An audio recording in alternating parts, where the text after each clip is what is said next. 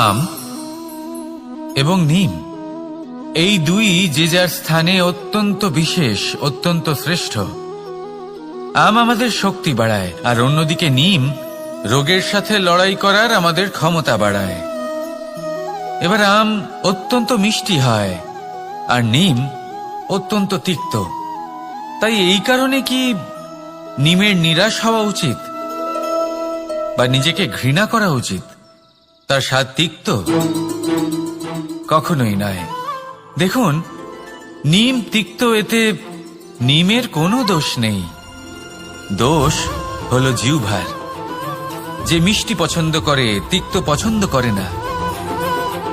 কিন্তু যদি আপনি নিজের জীবনে নিমের প্রয়োগ না করেন, তাহলে আপনার রোগ প্রতিরোধ ক্ষমতা বাড়বেই না। তাই নিম হলো অত্যন্ত গুরুত্বপূর্ণ। এর থেকে আপনি কি শিক্ষা পেলেন? এটাই যে জীবনে কখনো অন্য কারোর মাপকাঠি দ্বারা নিজেকে পরখ করবেন না। আপনার যোগ্যতা, আপনার বিশেষত্ব, আপনার গুণ, অপগুণ, এই সব কিছু আপনি নিজে বুঝে নিন, সেটাই যথেষ্ট। আসুন আর আমার সাথে ভালোবেসে বলুন, রাধা রাধা।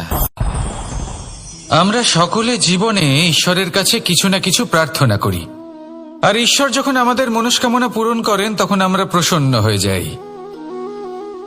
কিন্তু যখন ঈশ্বর আমাদের মনস্কামনা পূর্ণ করেন না, তখন আমরা ভাবি, সন্দেহ করি যে সত্যি ঈশ্বর আছেন। আপনাকে একটা কথা বলি, আপনি যদি ঈশ্বরের সম্মুখে নিজের ইচ্ছে বা মনস্কামনা রাখেন আর ঈশ্বর তা পূরণ করেন, তার অর্থ হলো ঈশ্বর এটা জানেন যে আপনার তার প্রয়োজন রয়েছে। কিন্তু যদি আপনি কামনা করেন আর তা পূর্ণ না হয়, তাহলে শুধু এটা মনে রাখবেন যে ঈশ্বর সেই সব দেখতে পান যা আপনি দেখতে পাচ্ছেন না। দ্বিতীয় কারণ হলো এটা, ঈশ্বর এটা খুব ভালো করে জানেন যে যে ইচ্ছে আপনি রাখছেন, সেই ইচ্ছে আপনি নিজের জোরে পূর্ণ করতে পারেন। তাই যদি আপনার ইচ্ছে ঈশ্বর পূর্ণ করেন, তাকে ধন্যবাদ জানান। আর যদি উনি আপনার ইচ্ছে পূর্ণ না করেন, তাহলে আরো ধন্যবাদ জানান। কারণ হয় উনি আপনার মঙ্গল চাইছেন, বা উনি আপনাকে ততটাই যোগ্য বলে মনে করছেন যে আপনি নিজেই নিজের ইচ্ছে, নিজের স্বপ্ন পূরণ করতে পারবেন। নিজের কর্ম করতে থাকুন, জীবনের সামনে এগোতে থাকুন, আর আমার সাথে ভালোবেসে বলুন, রাধা রাধা। একটা গাই আর একটা বাছুরের মধ্যে কেমন সম্পর্ক থাকে? একটা গাই নিজের বাছুরকে ডাকে, আর সেই বাছুর হাজার হাজার গাইয়ের মধ্যে থেকেও নিজের মাকে চিনতে পেরে যায় আর নিজের মায়ের সাথে এসে জড়িয়ে পড়ে। আর কিছুটা ঠিক এরকমই সম্পর্ক হলো আপনার কর্ম এবং আপনার কর্মফলের মধ্যে। আপনি যেমন কর্ম করবেন, আপনার কর্ম আপনার কর্মফলকে ডাক দেবে, আর আপনার কর্মফল কোথাও না কোথাও থেকে আপনাকে খুঁজতে খুঁজতে এসে আপনার সাথে জড়িয়ে পড়বে। তাই উচিত এটাই হবে যে আপনি সৎকর্ম করুন, কারণ ঈশ্বর যদি আপনাকে আপনার ভুলের জন্য ক্ষমা করেও দেন, আপনার কর্ম কিন্তু করবে না। তাই যদি আপনি দুষ্কর্ম করতে চলেছেন, তাহলে আপনি প্রস্তুত থাকুন, আর যদি আপনি শুভ কর্ম করতে চলেছেন, তাহলেও আপনি প্রস্তুত থাকুন। আপনার কর্ম যেমন হবে তেমন ফল আপনার কাছে নিজে থেকেই চলে আসবে। আজ না হোক কাল, কাল না হোক অন্য কোনো সময়, অবশ্যই আসবে। আসুন আমার সাথে ভালোবেসে বলুন, রাধা রাধা। কোনো বাড়িতে, কোনো পরিবারে যখন কারোর জন্ম হয়, তখন তা কত সুখের মুহূর্ত হয়। সেই ছোট্ট সন্তান যখন কিছুটা বড় হয়, সে হাঁটার চেষ্টা করে, আর সেই প্রক্রিয়াতেও খুব বড় একটা শিক্ষা লুকিয়ে রয়েছে, ঠেলে দেওয়া। যখন আপনি হাঁটতে চান, সামনে এগোতে চান, তখন আপনি কি করেন? নিজের পায়ের তলার যে মাটি, তাকে আপনি পেছনে ঠেলে দেন। ব্যাস, এই একই জিনিস তো জীবনেও শিখতে হবে। এবার যদি আপনি জ্ঞানের পথে অগ্রসর হতে চান, তাহলে অজ্ঞানতাকে পেছনে সরিয়ে দিতে হবে।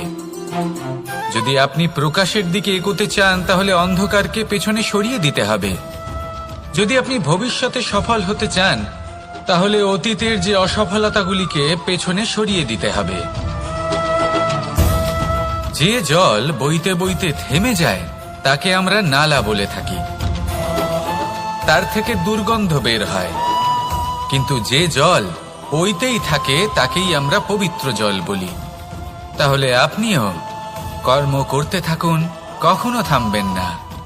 আর আমার সাথে ভালোবেসে বলুন, রাধা রাধা। যোগাসন। যোগাসনে আসন অত্যন্ত গুরুত্বপূর্ণ। এবার আমি বলবো সবথেকে শ্রেষ্ঠ আসন কোনটি। আশ্বাস। নিজেকে আশ্বস্ত করতে থাকুন যে আমি আছি, সব ঠিক হবে, যা হচ্ছে ভালোর জন্য হচ্ছে। এই আশ্বাস আপনাকে জীবনে এমন ধনাত্মক বিশ্বাস দেবে যে আপনি বড় বড় সমস্যার সমাধান করতে পারবেন।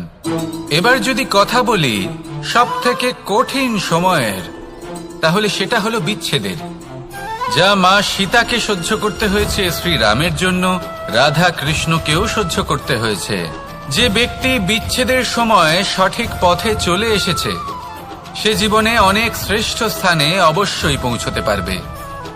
এবার যদি কথা বলি সবথেকে জরুরি এবং গুরুত্বপূর্ণ সময়ের, তাহলে সেটা হলো সংযোগ। সকলকে সাহায্য করতে থাকুন। আপনি অন্যদের সাহায্য করে তাদের যত আনন্দ দিতে পারবেন ততটাই আনন্দ আপনারও জীবনে অবশ্যই আসবে। আসুন আর আমার সাথে ভালোবেসে বলুন, রাধা রাধা। কামবোধ, এটাই আপনার অন্তরের প্রথম শত্রু।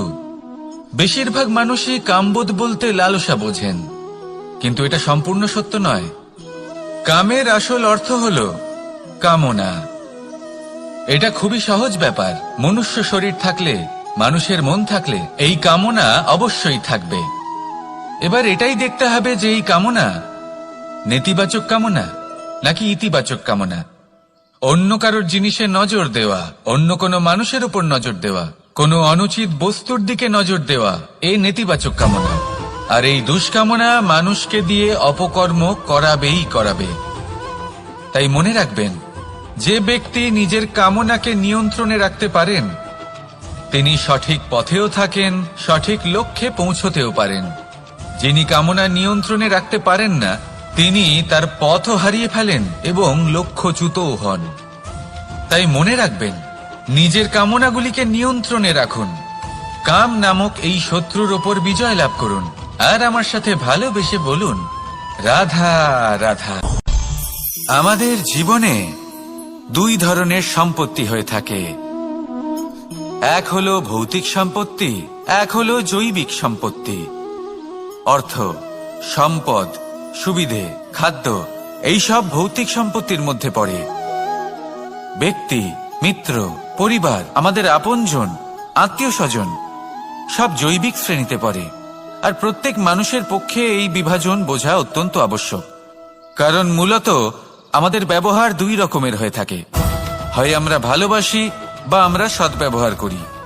আর সবথেকে বড় ভুল আমরা তখন করি যখন আমরা বুঝতেই পারি না যে ভালোবাসবো কাকে আর ব্যবহার করব কাকে। আমরা ভৌতিক সম্পত্তি ভালোবেসে ফেলি আর ব্যবহার করি জৈবিক সম্পত্তিকে, যেখানে এটা অনুচিত। জৈবিক সম্পত্তিকে ভালোবাসুন আর ভৌতিক সম্পত্তিকে ব্যবহার করুন। যেদিন আপনার মধ্যে এই বোধ জাগ্রত হবে যে কাকে ভালোবাসবেন আর কাকে ব্যবহার করবেন, সেই দিন আপনার জীবনে শুধুই শান্তি বিরাজমান হবে। আর তখন এই মন প্রসন্ন হয়ে বলবে, রাধা রাধা। কাল, আজ এবং কাল, আমাদের সমগ্র জীবন এই তিনটির আশেপাশেই ঘুরতে থাকে। আমরা সবসময় বিগত সময়ের বিষয়ে ভাবতে থাকি। অতীতে যদি আমাদের দ্বারা কোনো ভুল হয় সেই বিষয়ে ভেবে ভেবে আমরা সবসময় অনুতাপ করতে থাকি। এটা উচিত নয়। দেখুন, অতীতের থেকে শিক্ষা লাভ করা অত্যন্ত আবশ্যক, কিন্তু সেই ভুল যাতে আবার না হয় সেই কাজটা কিন্তু আপনাকে বর্তমানেই করতে হবে, তাই না? দ্বিতীয় কথা, আমরা সবসময় ভাবি আগামী দিনের বিষয়ে, ভবিষ্যতের বিষয়ে। আমরা ভাবি যে কাল করে নেব, আজ এই কাজ করতে পারছি না, কোনো ব্যাপার নয়, কাল করে নেব। আজ কাজটা শুরু করতেই পারলাম না, কোনো ব্যাপার নয়, কাল করে নেব। আজকের দিনটাই ভালো ছিল না, কোনো ব্যাপার নয়, সেটা কাল করে নেব। ব্যাপারটা বুঝুন, আপনি নিজের সময় নষ্ট করছেন। দেখুন, এই যে কাল, তা কখনোই আপনার হাতে আসবে না। তাই যে কাজ করতে চান সেটা আজকেই করুন, অন্তত শুরুটা করুন। কারণ এই আগামী সময় তা সবসময় আপনার থেকে এক কদম আগে থাকবে, একদিন এগিয়ে থাকবে। জানেন কেন?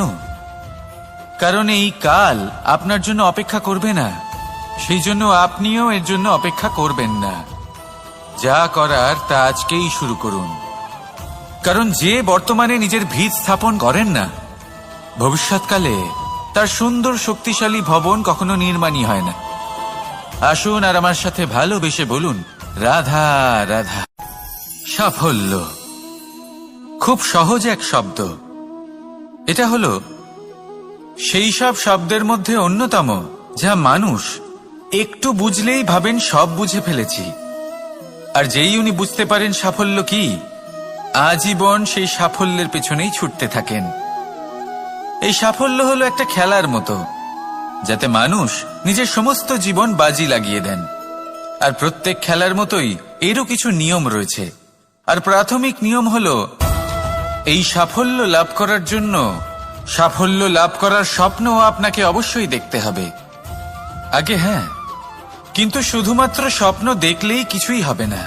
স্বপ্ন দেখুন, তারপরে আপনার নিজের নিদ্রাকে ভঙ্গ করতে হবে, দিনরাত পরিশ্রম করতে হবে, দিনরাত চেষ্টা করতে হবে। তবেই এই সাফল্য আপনার কাছে আসবে আর আপনার পদানত হবে। তাহলে স্বপ্ন দেখুন আর পরিশ্রম করে তাকে সার্থক করুন। যদি এটা করেন তবেই সাফল্য সহজেই আপনার কাছে আসবে। আর তখন মন প্রসন্ন হয়ে বলবে, রাধা রাধা। সমস্যা, প্রত্যেকের জীবনেই সমস্যা আসা যাওয়া করে। আর প্রত্যেক মানুষ সমস্যা আসার পর তার সমাধান খুঁজতে উঠে পড়ে লাগেন। কিন্তু যখনই সমস্যার সমাধান হয়ে যায়, আমরা সুপ্রসন্ন হয়ে যাই এবং অসাবধানও হয়ে যাই। আমাদের মনে হয় যে আমরা সম্পূর্ণরূপে সমস্যার অন্ত করেছি, কিন্তু কোথাও না কোথাও একটা ছোট্ট বীজ রয়েই যায়। আর সেই বীজ আমাদের অসাবধানতার ছত্রছায়ায় বড় হতে থাকে, আর তারপর মহা সংকট হয়ে আবার আমাদের উপর আক্রমণ করে। এই সংকট যে কোনো রূপে আসতে পারে, কোনো শত্রুর রূপেও আসতে পারে, বা কোনো মহামারীর রূপেও আসতে পারে। সেই জন্য সবসময় সাবধান থাকাই উচিত। কারণ অসাবধান হলে কি হয়, আমাদের সুরক্ষা চক্রে একটা ছেদ উৎপন্ন হয়, আর আমাদের শেষ করতে পারে এমন এক বাণ সেই ছেদ বিন্দু হয়ে আমাদের হৃদয়ে প্রবেশ করতে পারে। তাই যে কোনো সমস্যার সমাধান করুন, জয়ী হন, উৎসবও পালন করুন, কিন্তু সাবধানে থাকবেন। আসুন আর আমার সাথে ভালোবেসে বলুন, রাধা রাধা। এই সংসারের অন্তের এর বিনাশের প্রারম্ভ কিভাবে হয়? কোনো যোগের মাধ্যমে, কোনো ভয়ানক অসুরের আগমনে, নাকি প্রকৃতির রাগের কারণে? না, এই সংসারের বিনাশের প্রারম্ভ হয় আমি থেকে। এই আমি, এই তুমি, এটা আমি করেছি, ওটা তুমি করেছো, এটা আমার, ওটা তোমার, আদি ইত্যাদি। এই ভাব যখন মনে বাসা বেঁধে নেয়, সর্বপ্রথম ঘর ভাগ হয়, তারপর বসতি, তারপর প্রাণ, আর তারপর দেশ, আর সবার শেষে সমস্ত সংসার ভাগ হয়ে যায়। আর এই ভাগ হয়ে যাওয়া শেষে মনোমালিন্যে পরিণত হয়। এখন এমত অবস্থায় কি করা যেতে পারে? কিভাবে বাঁচা যায় এই পরিস্থিতির থেকে? কিভাবে দূরে থাকা যায় এই বিনাশের থেকে? উত্তর সেই একটাই, করুণা। একে অপরের দরকারগুলি বুঝুন, একে অপরের সমস্যাগুলি বুঝুন, একে অপরের দুঃখের সাথী হয়ে দাঁড়ান, একে অপরের সুখের ভাগীদার হন। আর শেষে যখন এই আমি আমরাতে পরিণত হবে, তখন এই বিনাশ নিজে থেকেই দূরে চলে যাবে। তাহলে আমরাতে বিশ্বাস করতে শিখুন আর আমার সাথে ভালোবেসে বলুন, রাধা রাধা। এই মুদ্রা, এবারে ভাবুন এটাই আমাদের জীবন, জীবনের সুখ আর দুঃখ। এই মুদ্রার এই জীবনের দুটি দিক। কিন্তু যখনই আমরা ঈশ্বরের কাছে প্রার্থনা করি তখনই আমরা সুখ চাই, আর সেই সুখ আসেও। আর যখনই সেই সুখ আসে তখন ব্যক্তি সর্বপ্রথম তাকে ভুলে যায় যে দুঃখের সময় ওনার সাথে ছিলেন। আর এমত অবস্থায় উনি সাহায্য করেন না, উনি করেন উপকার। আর এই উপকারের বদলে মানুষের থেকে উনি নিজের জন্য শ্রদ্ধা চান। আর সেই শ্রদ্ধা, সেই চাহিদার কারণে উনি নিজেকে অন্যদের থেকে শ্রেষ্ঠ, অন্যদের থেকে ভিন্ন মনে করতে বিবশ হয়ে যান। আর আলাদা হবার কারণে তার মধ্যে জেগে ওঠে অহংকার, আর সেটাই হয় তার পতনের কারণ। এবার এতে কি করা যেতে পারে, কি চাওয়া যেতে পারে ঈশ্বরের কাছে? এই প্রশ্ন অবশ্যই মনে আসে। ঈশ্বরের কাছে চান সুখ, শুধুমাত্র ততটাই যাতে অহংকার না আসে, আর দুঃখ ততটাই যাতে শ্রদ্ধা না চলে যায়। রাধা রাধা। এই সংসারে এমন কিছুই নেই যা সব সময় একই থাকবে। যা কিছু নির্মাণ হয়েছে তা একদিন অবশ্যই ভেঙে পড়বে, কিন্তু এই ভেঙে যাওয়ার বিশ্লেষণ আপনি কিভাবে করবেন তা আপনার উপরে নির্ভর করছে। ওই আকাশের দিকে তাকান, ওই মেঘ, ওটাও ভেঙে পড়ে, কিন্তু নিজে ভেঙে পড়ার সাথে বর্ষাকে তৈরি করে যায়। মাটির ডেলা অবশ্যই ভেঙে পড়ে, কিন্তু ব্যবহারযোগ্য মাটির রূপ নিয়ে। এই ধরিত্রীর বুকে কোনো এক বীজ যখন ভেঙে পড়ে তখন ধরিত্রীর উপর এক বিশাল আকারের বৃক্ষ নির্মাণ করে। যদি জীবনে কিছু ভেঙে পড়ে তাহলে নিরাশ হয়ে পড়বেন না, নিজের সাহস হারাবেন না। ধনাত্মক দৃষ্টিভঙ্গি দিয়ে দেখতে চেষ্টা করুন। মনে করুন নিয়তি নিশ্চয়ই আপনার জন্য আরো ভালো কিছু ভেবে রেখেছে, যা ভবিষ্যতে আপনার প্রতীক্ষা করছে। ধনাত্মক চিন্তা ভাবনা করতে থাকুন, তারপর দেখবেন শ্রেষ্ঠ রচনা নিজেই তৈরি হবে। রাধা রাধা। চলতে থাকা, থেমে যাওয়া, বিশ্রাম নেওয়া, তারপর দম নিয়ে পুনরায় দাঁড়িয়ে পড়া, আর তারপর আবার সেই পথ চলা। এটা জীবনের অভিন্ন এক অঙ্গ, এটার থেকে আপনি পালাতে পারবেন না। কিন্তু এই অঙ্গকে আপনি নিজের জীবনে কিভাবে প্রয়োগ করবেন, কিভাবে তাকে কাজে লাগাবেন, সেই সিদ্ধান্ত আপনাকে নিতে হবে। যারা হেরে যান তারাও জীবনে থমকে যান, আবার যারা জেতেন তারাও দাঁড়িয়ে পড়েন। যারা হেরে যান তারা হাঁপিয়ে দাঁড়িয়ে পড়েন, যারা জিতে যান তারা দাঁড়িয়ে পড়েন সেই সর্বোচ্চ স্তরে পৌঁছে গিয়ে। এবার দাঁড়াতে তো আপনাকে হবেই, তা হতেই হবে। কিন্তু কখন, কিভাবে দাঁড়াবেন, ক্লান্ত হয়ে নাকি সর্বোচ্চ স্তরে পৌঁছে গিয়ে, সেই সিদ্ধান্ত আপনার।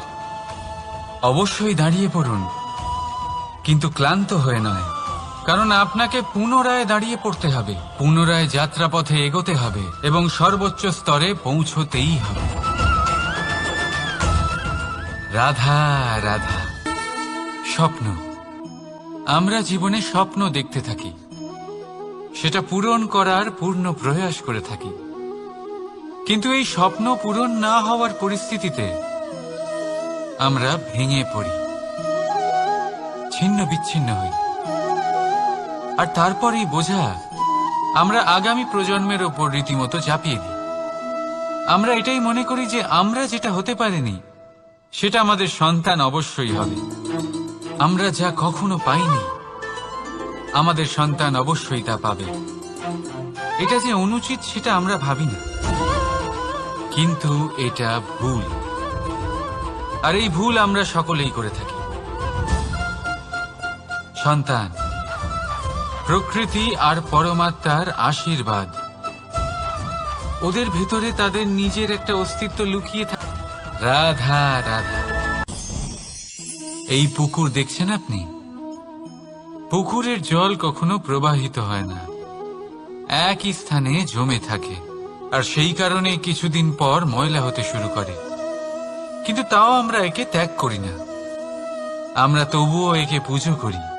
শুধুমাত্র এই কারণে নয় যে অতীতে সে আমাদের তৃষ্ণা মিটিয়েছে, কিন্তু এই কারণেও যে যদিও বা সে ভবিষ্যতে আমাদের তৃষ্ণা না মেটায়, কিন্তু প্রয়োজন হলে আগুন অবশ্যই নেভাতে পারে।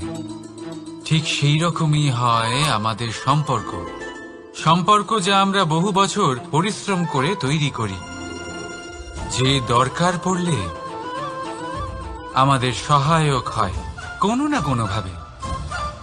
সেই জন্য সম্মান করতে শিখুন এই সম্পর্কগুলিকে, শিখুন এই সম্পর্কগুলিকে অটুট রাখতে। কথায় কথায় এই সম্পর্কগুলিকে ভেঙে দিতে শিখবেন না।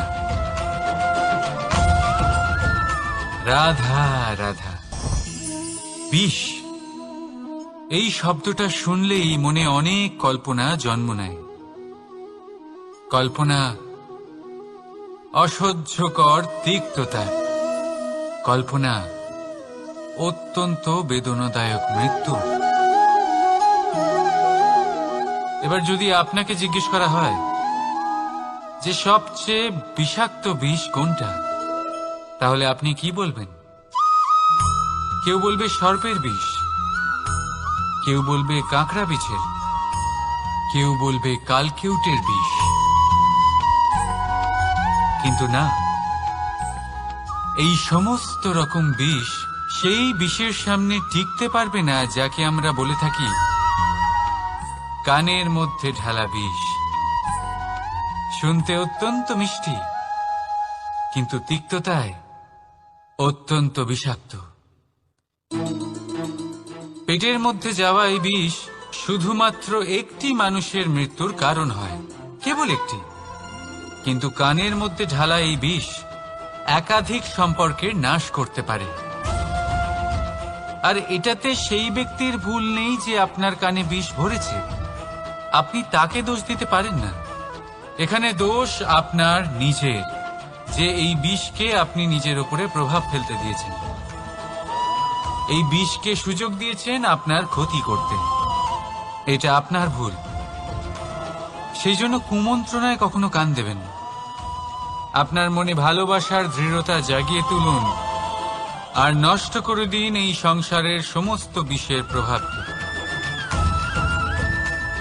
রাধা রাধা। জীবন,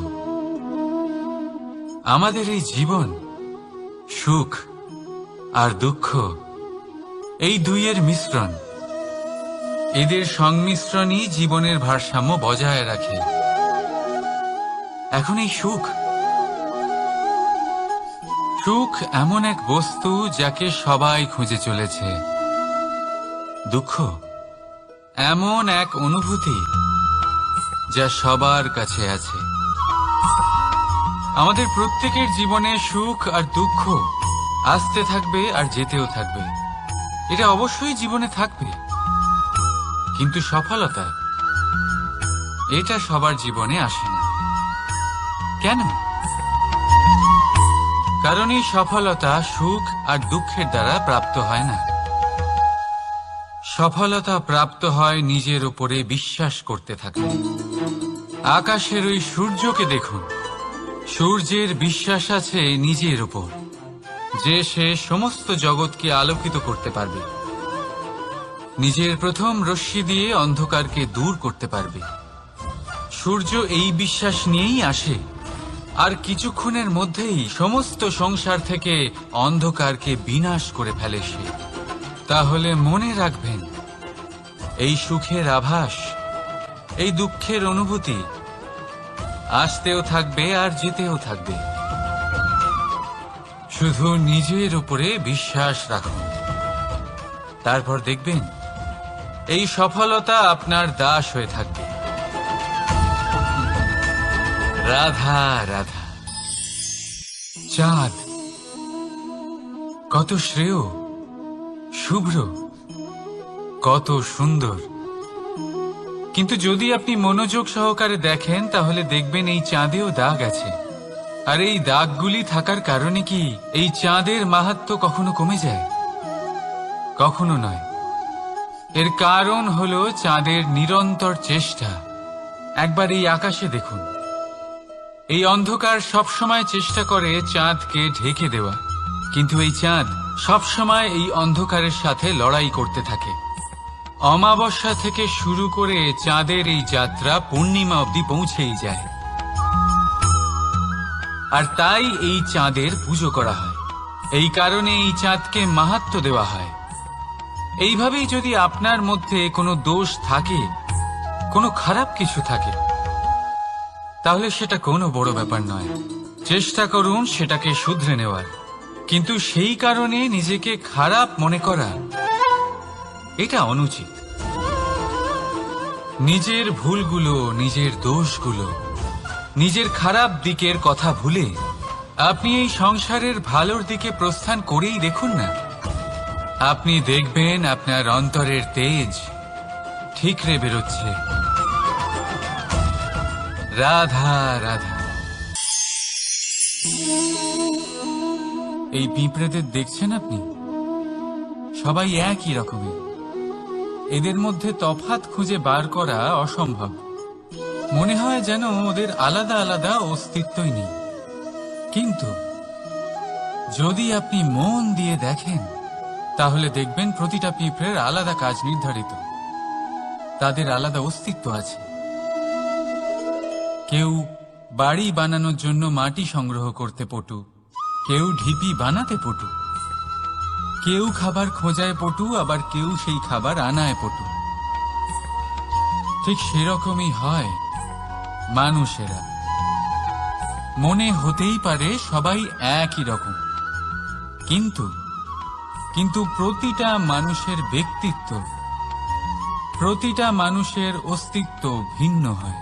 আর সত্যি কথা বলতে কি, প্রতিটা মানুষের ভিন্নতাই আমাদের প্রগতির দিকে নিয়ে যায়।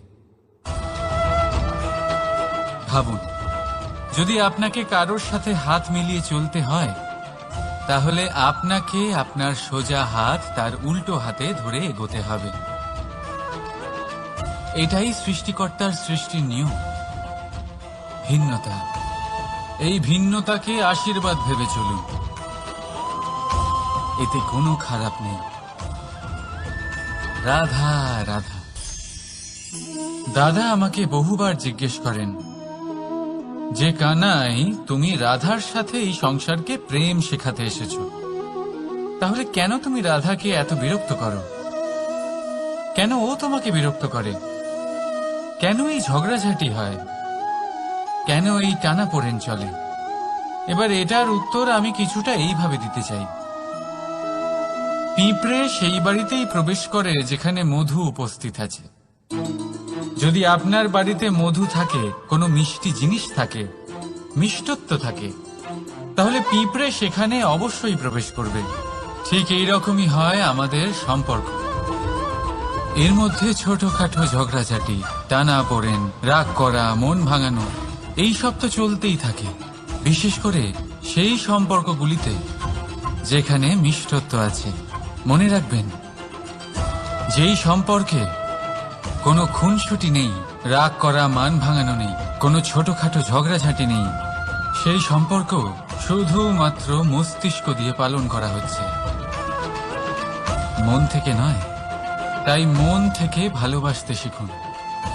আর এই ছোটখাটো ঝগড়াঝাটির, এই অম্ল মধুর খুনসুটির আনন্দ উপভোগ করুন, কারণ এতেও ভালোবাসা আছে। রাধা রাধা।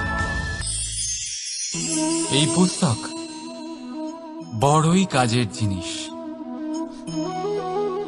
কাহিনী হোক, কবিতা হোক, স্মৃতি হোক, এতে যাই লিখে দেবেন তা ভবিষ্যতের পুঁজি হয়ে যাবে। কিন্তু যদি কখনো এমন হয় যে এই পুস্তক ময়লা হয়ে যায়, বা যদি কোনো পাতায় আপনি ভুল করে কালি ফেলে দেন, বা কোনো বাক্য লিখতে গিয়ে আপনি ভুল করে ফেলেন, তাহলে আপনি কি করেন? সেই পুস্তক কি আপনি তুলে ফেলে দেন?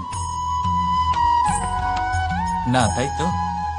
শুধু একটা পাতা ছিঁড়ে ফেলেন যাতে সেই পুস্তক সঠিক থাকে, সুন্দর হয়ে ওঠে।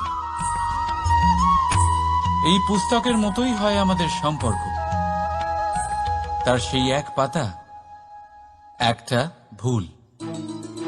তাই যে কোনো সম্পর্কে যদি কারোর কোনো ভুল হয়ে গিয়ে থাকে, তাহলে সেই ভুলকে সম্পর্ক থেকে দূরে করা সঠিক হবে। সেই ভুলকে ভুলে যাওয়াই সঠিক হবে। সেই সম্পর্ক ভাঙা নয়, সেই সম্পর্ক সামলে রাখুন।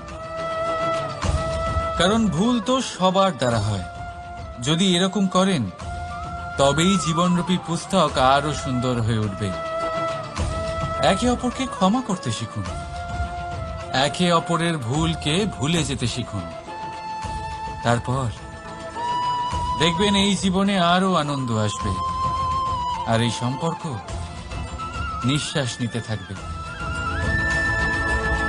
রাধা রাধা।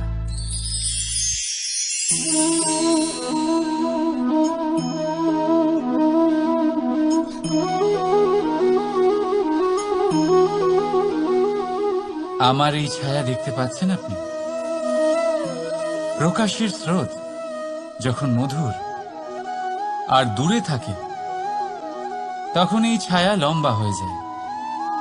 কিন্তু যেই প্রকাশের স্রোত মাথার উপরে চলে আসে, এই ছায়ার আকার ক্রমশ ছোট হতে থাকে, আর অন্ধকারে তো এই ছায়া বিলুপ্ত হয়ে যায়। কিছুটা এরকমই হয় আমাদের অহংকার। সুখের আগমন হলে, বৈভবের উপলব্ধিতে এটা বাড়তে থাকে। কিন্তু যেই সংকটের তাপ বেড়ে ওঠে, অহংকার ছোট হতে থাকে।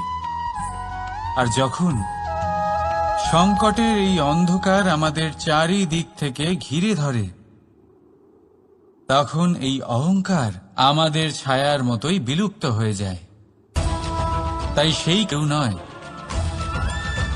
এই আত্মসম্মান নয়, এ হলো অহংকার। আর অহংকার আর কিছুই নয়, শুধু পতনের দিকে প্রথম পদক্ষেপ। আর এই জীবনে পতনের দিকে নয়, প্রেমের দিকে এগিয়ে যান। আর আমার সাথে ভালোবেসে বলুন, রাধা রাধা। আপনি কি কখনো ফলে ফুলে পরিপূর্ণ বৃক্ষ দেখেছেন? তার ডালগুলো কিরকম স্বাধীনভাবে বেড়ে ওঠে। কিন্তু যদি এই ডালগুলো মূলের সাথে ঠিকভাবে যুক্ত না থাকে, সেই বৃক্ষের মূলগুলি গভীর না হয়, তাহলে কি হবে? তাহলে কি সে সেই সব সুবিধা পাবে? কখনোই নয়। সেই বৃক্ষের ডাল পড়ে যাবে, সেই বৃক্ষ ভূমিষ্ঠ হয়ে যাবে। ঠিক সেইভাবেই চিন্তাভাবনার স্বাধীনতার আনন্দ আপনি তখনই আস্বাদন করবেন, যখন আপনার শিক্ষা গভীর হবে। তাই স্বাধীন থাকুন দৃষ্টিভঙ্গিতে, কিন্তু যুক্ত থাকুন শিক্ষার সাথে। রাধা রাধা। সমাজ, আমরা এই সমাজে বাস করি, আর বহুবার একটা গুরুত্বপূর্ণ কথা ভুলে যাই। এই সমাজ আমরা সকলে মিলে তৈরি করি। সমস্ত সময় কাটিয়ে দিই এইটা ভাবতে ভাবতে যে এই সমাজ কি ভাববে, আমার কি করা উচিত, আমার কি ভাবা উচিত, কি পড়া উচিত, কোনটা সঠিক কোনটা ভুল। যদি আমি এটা করি, তাহলে কয়েকজনের এটা মনে হবে না তো যে আমি খারাপ, যখন আমি তা নই। মনে ভয় উৎপন্ন হয় সেই কয়েকজন মানুষের জন্য।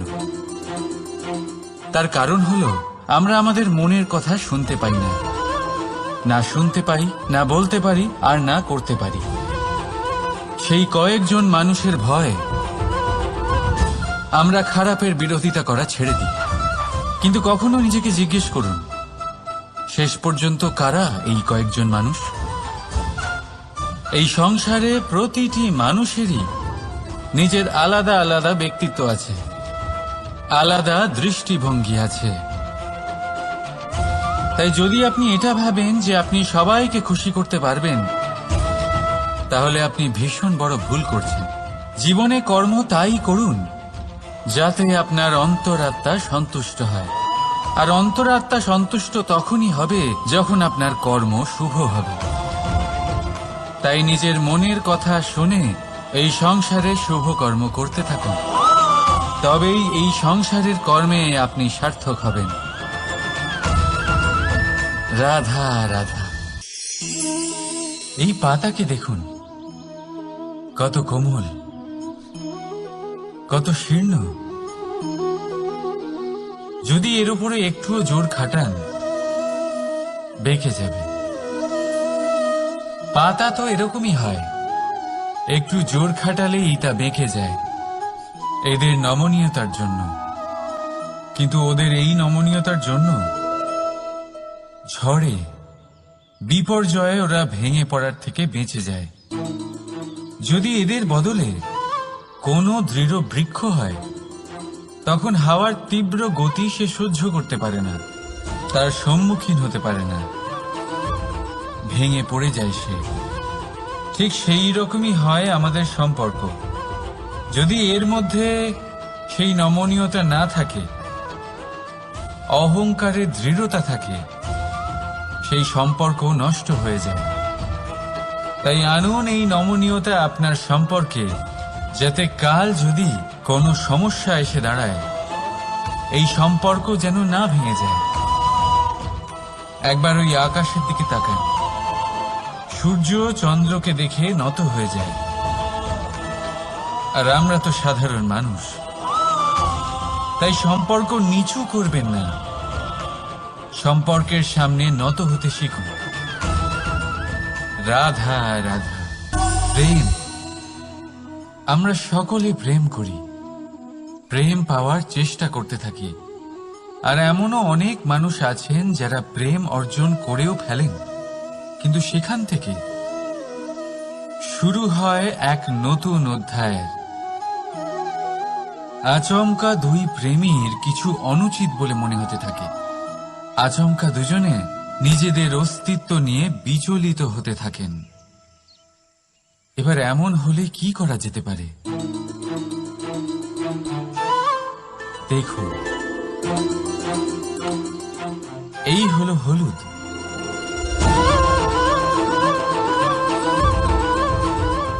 আর এই হলো চুন।